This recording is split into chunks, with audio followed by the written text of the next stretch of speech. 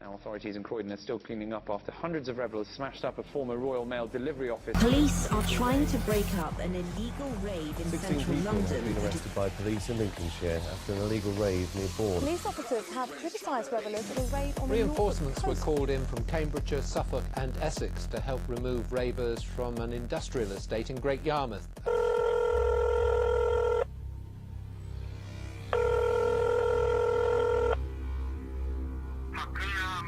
Tonight is at Unit 4C, Presley Way, E176AL.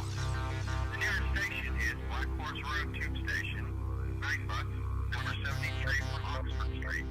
Hakuna Matata, see you there. Transgressive acts and subcultures have existed as part of all different kinds of societies for as long as they've been studied. In England, in the late 70s and 80s, a new subculture appeared and was about to take the nation by storm. This new subculture will develop quickly into what we now know as rave culture, and was born out of the hippie and dance movements which had already been prevalent for quite a while. The general consensus of society in those years, and still to this day, was that rave culture was a negative thing, due to the fact that illegal drugs were widely available to use recreationally and sell for profit at a lot of rave parties. The public demonised attending ravers and categorised them as lawbreakers and deviants.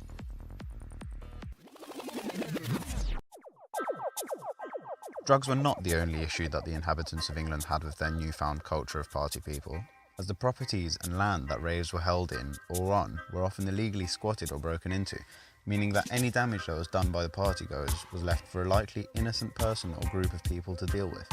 To this day, rave culture exists as a vastly popular subculture in England, from illegal rave parties still being held all over the country and attracting thousands of revellers every weekend, to high-production festivals such as Boomtown, Secret Garden Party and Shambhala, which attempt to imitate that original rave culture feel, also gaining attendance by thousands every summer.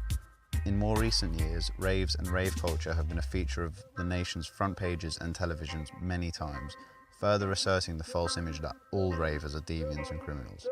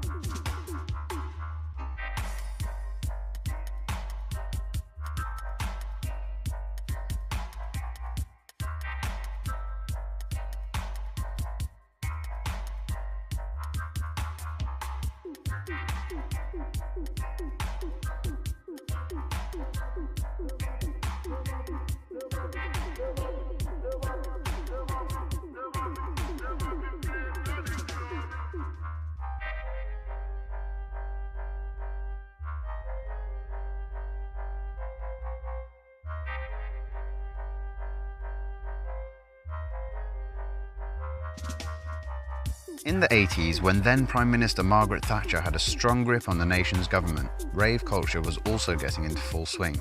In the times before everybody had access to a mobile phone, the parties were advertised on pirate radio stations and in newspapers only very shortly before the event took place, as to reduce risk of police arriving and closing it down before anyone got there. Young people nationwide loved their newfound escape from boring everyday life, and many attended raves simply because they were not meant to be doing so. Raving and rave culture became a way of protesting Thatcher's government and her anti-acid house beliefs. However, the ravers were met with serious backlash. By 1990, punishments were made more severe for those holding parties without a licence, in hopes that the new legislation would deter organisers from throwing raves where taking ecstasy excessively and loud, repetitive noise was the norm.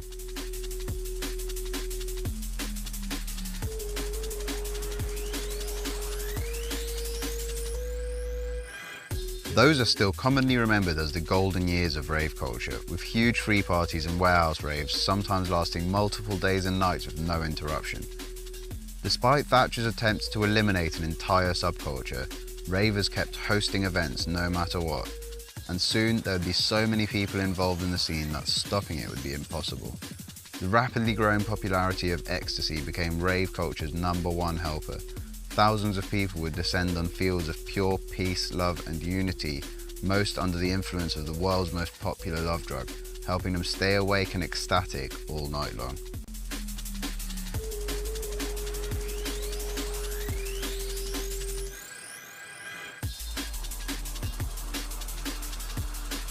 Ravers were met with acceptance at the parties that they attended, and word spread quickly about the fact that there was a place where everybody was treated equally in a world where there was so much division in other areas of society.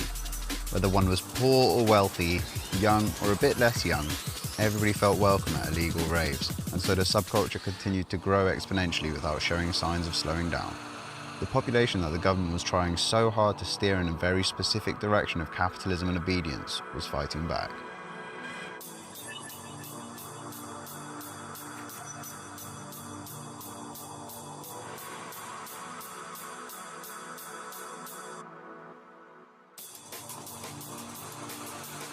Today, rave culture still exists in the UK. However, the illegal rave scene was arguably pushed out from the underground due to the ease of spreading information. Despite this, stricter regulations keep being implemented, making illegal free parties difficult to get away with, while legal promotional companies with commercial interests are permitted to host raves in huge clubs such as the world-renowned Amnesia in order to generate legitimate profit. Rave-style festivals such as the previously mentioned and massively popular Boomtown Festival attracted a gathering of upwards of 60,000 people last summer. Having only been started in 2009, less than 10 years ago, this is an incredible number which alone should demonstrate just how popular raves really are. Nowadays, almost everybody has access to a mobile phone or social media network such as Facebook and Snapchat, making the locations of illegal raves very easy to spread far and wide. This comes with consequences, however, as authorities are having much less trouble locating venues before the illegal parties get to take place. Promotional pages on Facebook from squat party companies such as Shindig and Valhalla attract thousands of interested young people, drawing attention to themselves from the authorities while also ensuring that the maximum number of people attend in order to generate the largest amount of untaxed cash from entry fees and sale of alcohol and drugs.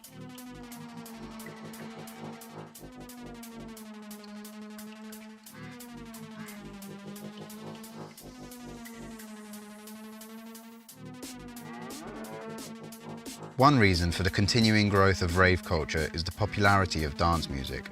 House, drum and bass and other dance genres constantly hold ranks in the charts, and though they are usually more adapted for the general public to find them enjoyable, their ancestor albums were what begun the rave craze in the first place. Illegal rave culture came hand in hand with acid house in the 80s and 90s, and though today you're more likely to hear more modern genres at raves, the original repetitive progressive tracks that would have been played 3 decades ago are still being dropped today. Whether it's the popularity of rave culture causing the increase of listening to dance music, or the popularity of dance music causing the increase in rave attendance, both have lent on one another and thrived in the last few decades. In September 1986, Jack Master's Love Can't Turn Around reached number 10 in the UK singles chart, which is a turning point in what charts were and what they have become. Soon after, in January 1987, Steve Hurley, also known as Silk, topped the UK charts at number 1 with his track Jack Your Body. These are the same years that some remember as being the best time for rave culture, and since then, dance music and attending free parties, clubs and festivals has been plunged into the mainstream. With massive exposure also comes dismissal from the vast majority of society, who believe that the subculture has always been and will always be nothing more than a nuisance to the perfect and innocent land of England.